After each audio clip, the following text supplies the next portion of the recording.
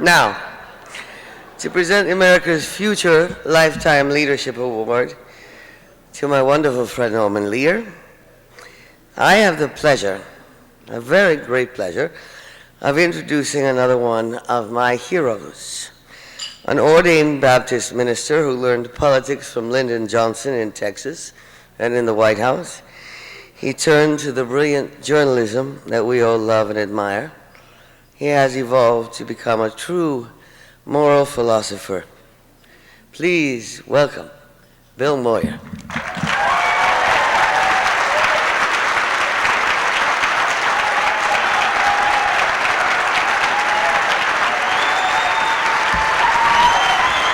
Thank you. Thank you. Please. Thank you very much. Thank you. Thank you very much for that generous introduction, and thank you for that welcome.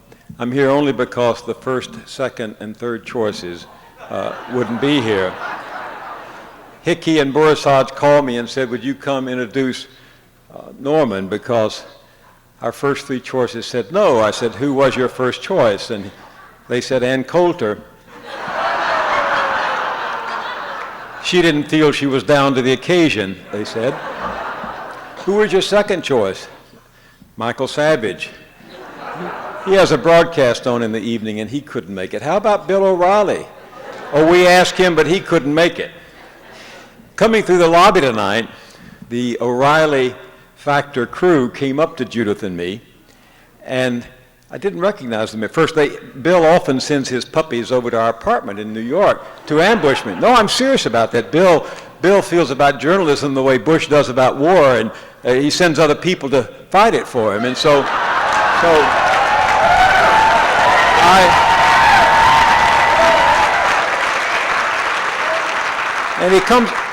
he comes up and says he's with the O'Reilly Factor, but he's wearing, Judith notices, and by the way, you applauded the face on the camera, but the person behind the face on the camera is my wife of 54 years, my partner,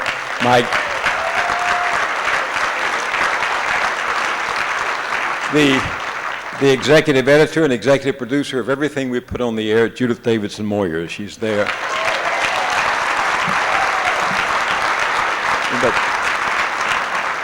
And she noticed that this reporter from Fox News had on a Politico.com identification.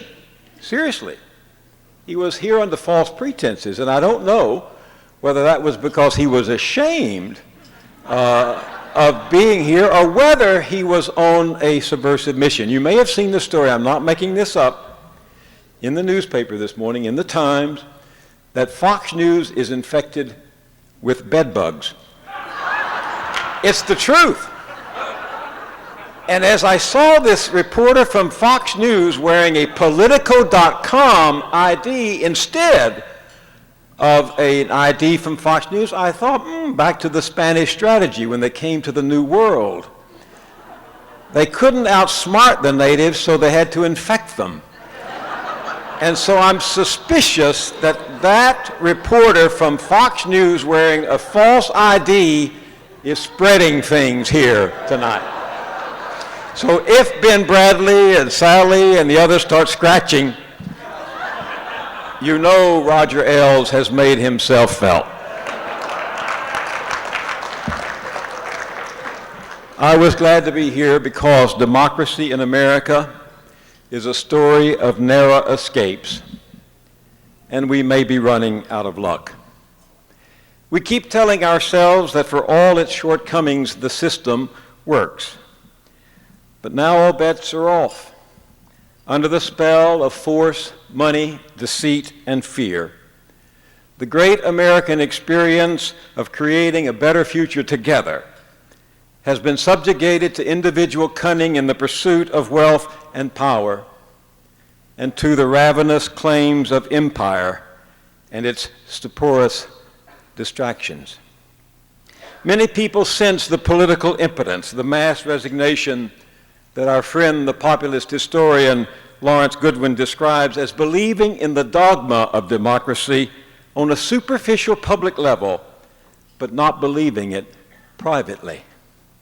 We hold elections knowing that the odds are long against bringing the corporate state and its cutthroat capitalism under popular checks and balances. We put our faith in princes, hoping they will lead us toward the promised land, only to find us they have plunged us into the wilderness. For all the vigor at local levels, we seem unable to translate our personal commitments into new vistas of social possibility, and we grope for the political will to address our most intractable challenges. We know this earth we share as our common gift to be passed on in good condition to our children's children is being despoiled. Private wealth swells on speculation as public needs starve for elemental oxygen. Our Constitution is cast into the shadow by a powerful cabal of secrecy-obsessed authoritarians, the gravediggers of democracy. Terms like liberty and freedom, invoked by generations of Americans who battled to widen the founding promise of a more perfect union for the general welfare, have been perverted to create a government dedicated to the welfare of the state, the political class that runs it, and the donor class that exploits it. It isn't necessary to be a Jeremiah crying aloud to a sinful Jerusalem that the Lord is about to afflict them for their sins of idolatry. It isn't necessary to be Cassandra making a nuisance of herself as she wanders King Priam's palace grounds, wailing, "The Greeks are coming." Or Socrates, the gadfly, stinging the rump of power with jabs of truth. You need only to be a reporter with your eyes open. You need only to connect the dots. So, I report the assault on nature by coal mining that tears the tops off mountains and dumps them into rivers, sacrificing the health and lives of those in the river valleys to short-term profit. And I see a link between that process and the stock market frenzy, which scorns long-term investments, genuine savings, in favor of quick turnovers and speculative bubbles, whose inevitable bursting leaves insiders with stuffed pockets and millions of small stockholders, pensioners, and employees out of work, out of luck, and out of hope. And then I see a connection between those disasters and the repeal of 60-year-old banking and securities regulation designed during the Great Depression to prevent exactly such human and economic damage.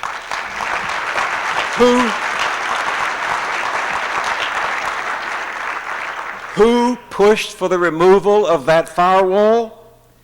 The elected and appointed marionettes of Wall Street, who are well rewarded for their efforts with indispensable campaign contributions. Even honorable opponents of the practice get trapped in the web of an electoral system that effectively limits suffrage to those who can afford to raise millions in their run for office.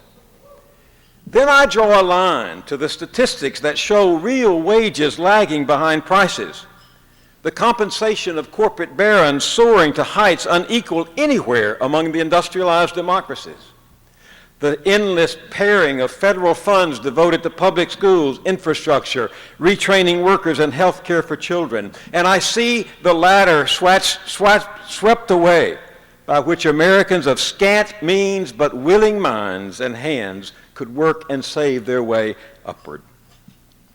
And I connect those numbers to our triumphant reactionaries' long campaign against labor unions and the living wage, and to their success in reframing the tax code so as to strip them of their progressive character, laying the burdens of Atlas on the struggling middle class awash in credit card debt, as wage earners strive to keep up with rising costs of housing, college tuitions, affordable health care, and even food. While huge inheritances go untouched, tax shelters abroad are legalized, and rates on capital gains are slashed, fueling not the wealth of the nation, but the greed of the neatly positioned and the nicely connected. Edward R. Murrow told his generation of journalists, "No one can eliminate prejudices, just recognize them." So here's my bias. Extremes of wealth and poverty cannot be reconciled with a genuinely democratic politics. And with that, I'm in good company. Plutarch proved prophetic when he said that an imbalance between rich and poor is the oldest and most fatal ailment of all republics. When the state becomes the patron of privilege to the neglect of justice, it mocks the very concept of government proclaimed in the preamble to our Constitution, mocks Lincoln's sacred and not misplaced trust in the people, and mocks the great progressive notion of government as a voluntary union for the good of all.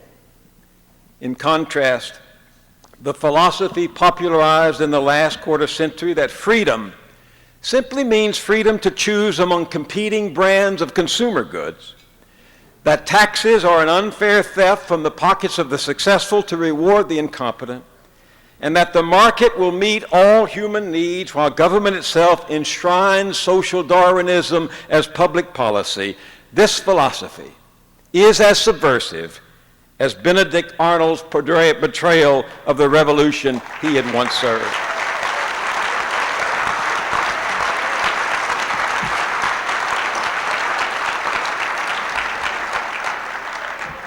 Did I say revolution? The word stirs faintly in our DNA like an itch that cannot be altogether quieted. And it's true. We are the heirs of revolution. We're the spiritual descendants of radicals who believe that we, the people, we together, not just a favored few, could identify and would remedy common distempers and dilemmas and prove that people could be trusted with their destiny. Gordon Wood wrote a landmark book on that subject and called it The Radicalism of the American Revolution. Our nation discovered its greatness, he says, by creating a prosperous, free society belonging to obscure people with their workaday concerns and their pecuniary pursuits of happiness. This democracy, he says, changed the lives of hitherto neglected and despised masses of common laboring people like Ruby and Henry Moyers. How could we have forgotten that in an age of monarchs, lords, and nobles, of feudal realms and ecclesiastical riches and the divine rights of rulers, this was the radical liberation of a universal aspiration. More compelling today for having been so often shanghaied and shackled that every age must battle in its own way to redeem it once again. I saw Majorgan and Van up here, and I thought, our children are being cheated of their revolutionary heritage. Go to urban schools with high concentrations of poor and minority children, and you can understand what it must have meant to Native Americans to be segregated on reservations, isolated, powerless, shorn of any chance to participate in the shaping of your destiny in the larger world. In 1976, filming a series on the bicentennial of the American Revolution, and again in 1986, filming for the bicentennial of the Constitution, and steadily over the last decade, as Judith and I have made documentaries about education, kids in peril, and life in the inner city, I realized how little we teach our children the true story of America. It is almost a conspiracy that they're told so little of the Second Revolution of the 1790s, the populist revolt of the 1890s, the progressive era of reform, the powerful electoral ratification of the New Deal, and the equally powerful rejection of discrimination in the 1960s.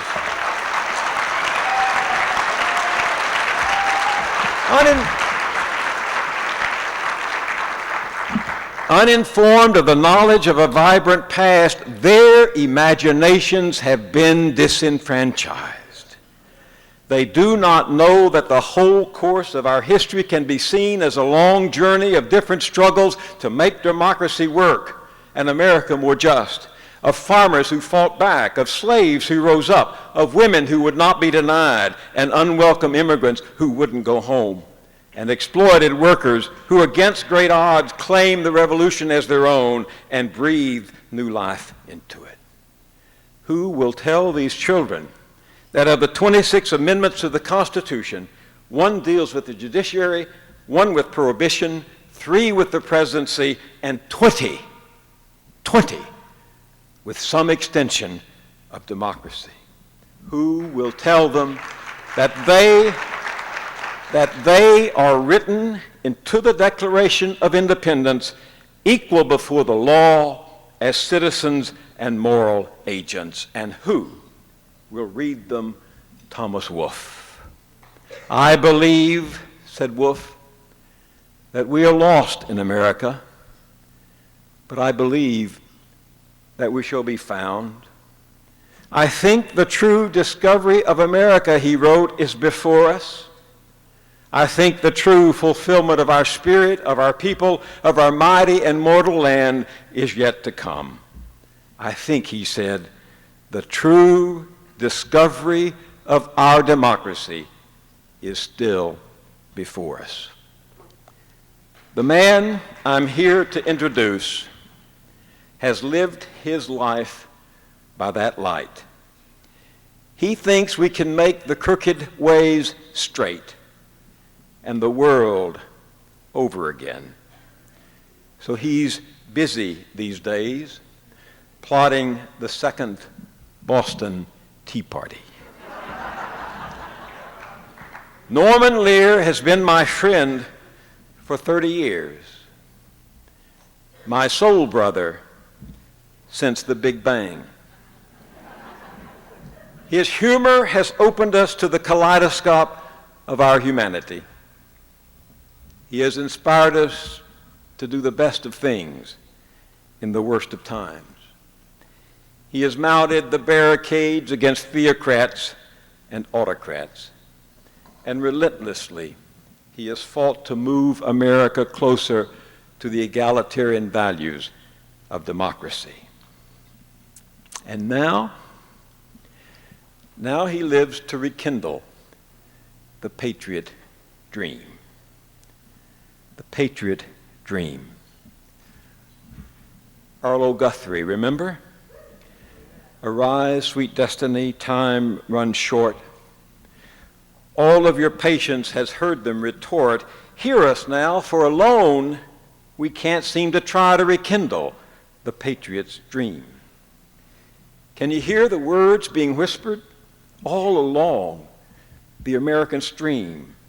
Tyrants freed, the just are imprisoned, trying to rekindle the patriot's dream. But perhaps too much is being asked of too few.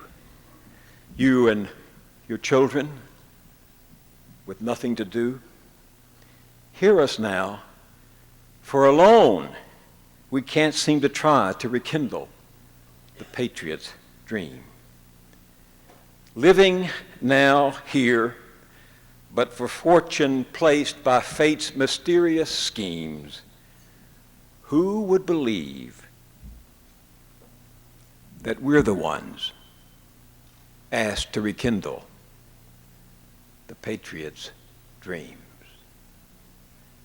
Who would believe such a radical thing? You're about to meet him.